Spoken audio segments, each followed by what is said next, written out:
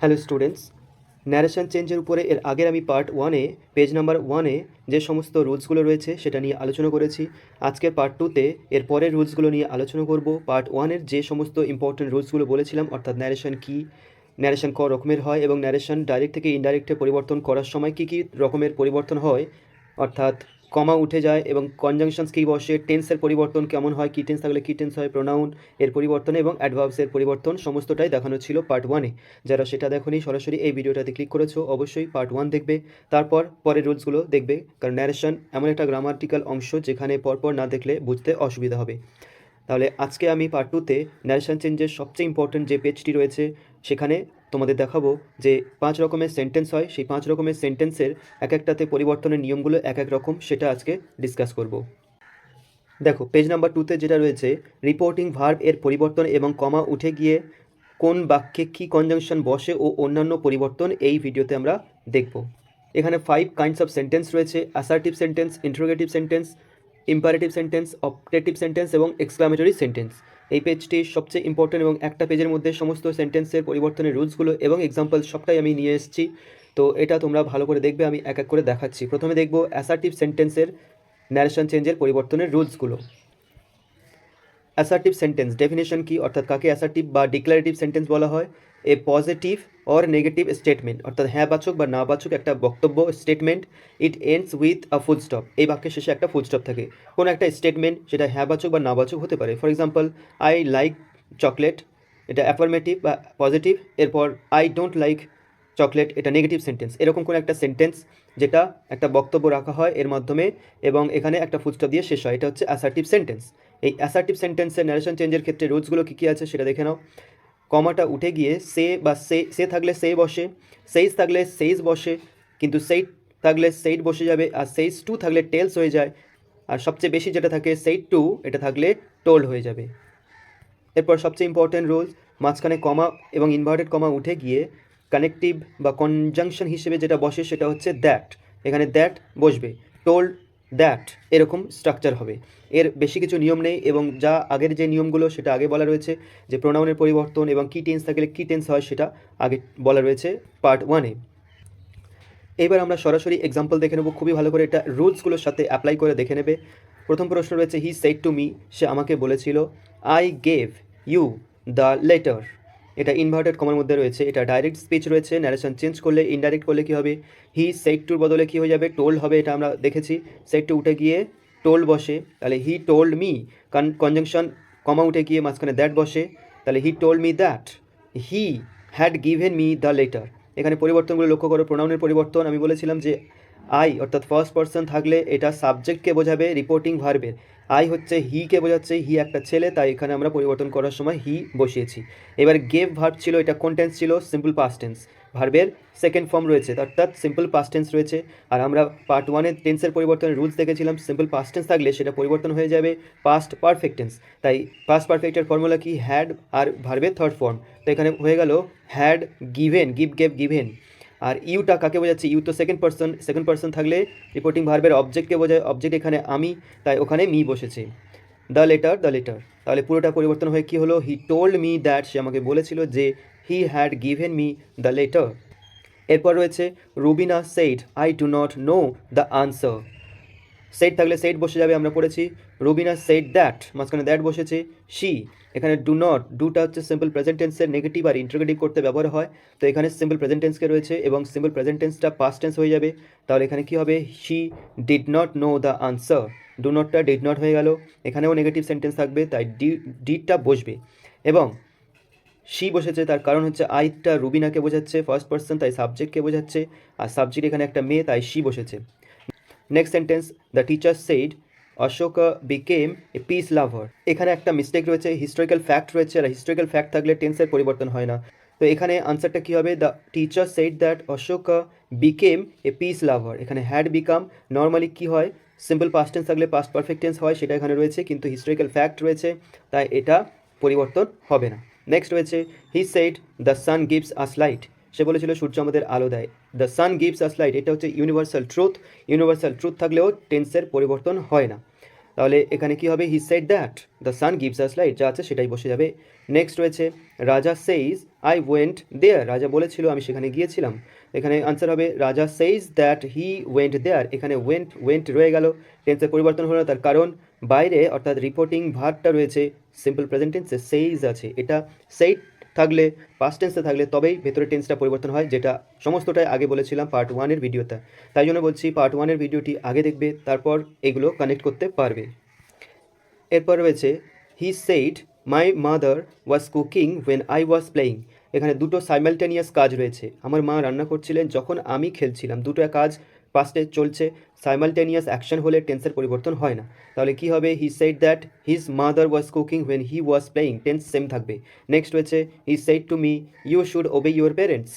তাহলে এখানে কী হবে, he told me that I should obey my parents. তাহলে এত পর্যন্ত আমরা দেখলাম অ্যাসার্টিভ সেন্টেন্সের ন্যারেশন চেঞ্জের পরিবর্তনের নিয়ম। সেট টু থাকলে টোল্ড হয়, মাঝখানে দ্যাট বসে, এবং বাকি নিয়ম টেন্সের পরিবর্তন আমরা আগে দেখেছিলাম পার্ট 1-এ, সেই অনুযায়ী হবে। এরপর আমরা দেখব ইন্টারোগেটিভ সেন্টেন্স অর্থাৎ প্রশ্নমূলক বাক্য। এই প্রশ্নমূলক বাক্যের ডেফিনেশন কী রয়েছে, আস্ক অর কোয়েশ্চেন্স, এটার মাধ্যমে কোনো প্রশ্ন করা হয়, and it ends with a question mark. এই ধরনের বাক্যের ক্ষেত্রে সে টু থাকলে আস্ক বসে, সেইস টু থাকলে আস্ক বসে, সেইড টু থাকলে আস্কড বা এনকোয়ার্ড বা ওয়ান্টেড টু নো বা ইন্টারোগেটেড, যে কোনো একটি আমরা বসাতে পারি। যদি কাকে জিজ্ঞাসা করা হচ্ছে তা যদি বলা না থাকে নির্দিষ্ট করে, তাহলে ওয়ান্টেড টু নো কথাটা ব্যবহার করব, আদারওয়াইজ আস্কড বললেই হবে। আর সবচেয়ে ইম্পর্টেন্ট, ইন্টারোগেটিভের ক্ষেত্রে দ্যাট বসে না, অ্যাসার্টিভের ক্ষেত্রে দ্যাট বসছে, ইন্টারোগেটিভের ক্ষেত্রে দ্যাট বসে না। এবং এই প্রশ্নমূলক বাক্য দু রকমের হয়, একটা হচ্ছে ইয়েস বা নো টাইপের কোয়েশ্চেন, একটা হচ্ছে WH কোয়েশ্চেন।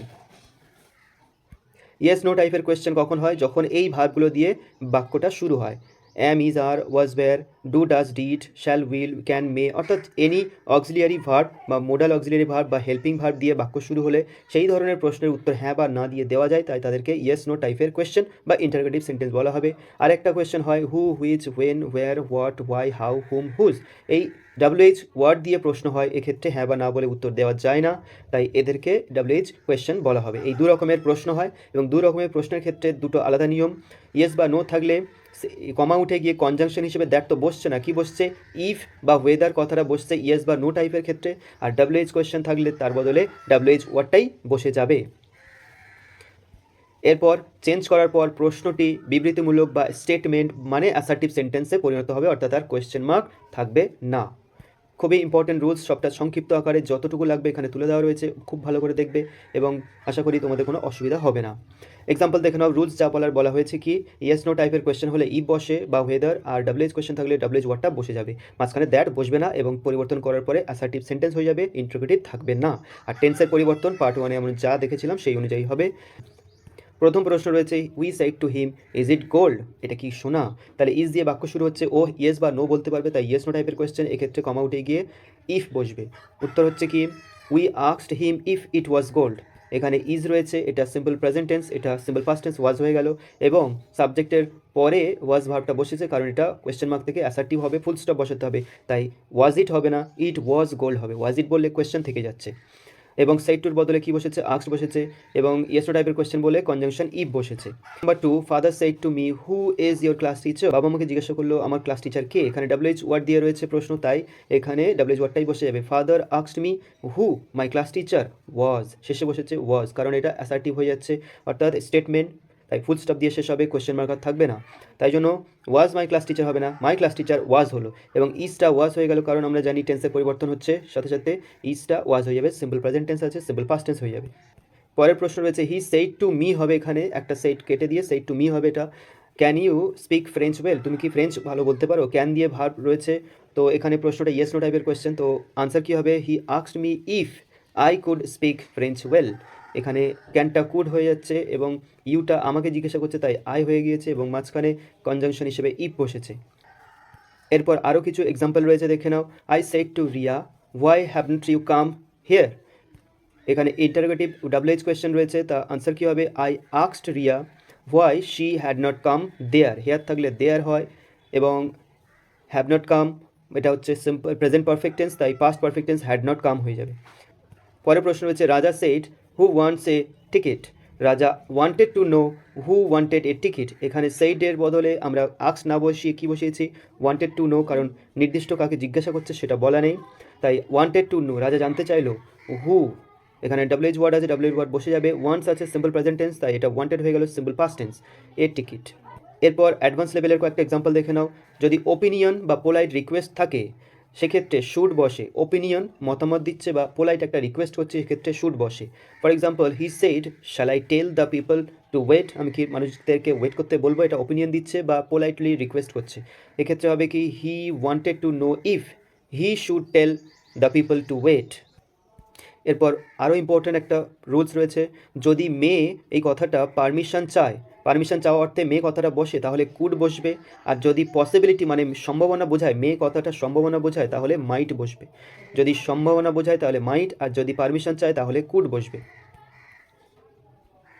এক্সাম্পল দেখে নাও, he said may I use your mobile father, আমি কি তোমার ফোনটা ব্যবহার করতে পারি বাবা, তো এক্ষেত্রে বাবার কাছ থেকে পারমিশন চাইছে তাহলে কুড ব্যবহার হবে। হি আস্কড হিজ ফাদার, সে তার বাবাকে জিজ্ঞাসা করলো if he could use his phone, সে তার ফোনটা ব্যবহার করতে পারে কি না। কিন্তু পরের এক্সাম্পল দেখো, he said it may rain tonight, may এখানে সম্ভাবনা বোঝাচ্ছে, তাহলে উত্তর হচ্ছে he said that it might rain that night, একটা পসিবিলিটি বোঝাচ্ছে, তাই মে কথাটা মাইট হয়ে যাচ্ছে, আর মে কথাটা যখন পারমিশন চাইবে তখন কুড হয়ে যাবে। তো এই পর্যন্ত রয়েছে ইন্টারোগেটিভ আর অ্যাসার্টিভের রুলসগুলো বললাম। এর পরের পার্ট 3-তে অপটেটিভ, এক্সক্লামেটরি ও ইম্পারেটিভ সেন্টেন্সের রুলসগুলো নিয়ে আলোচনা করব।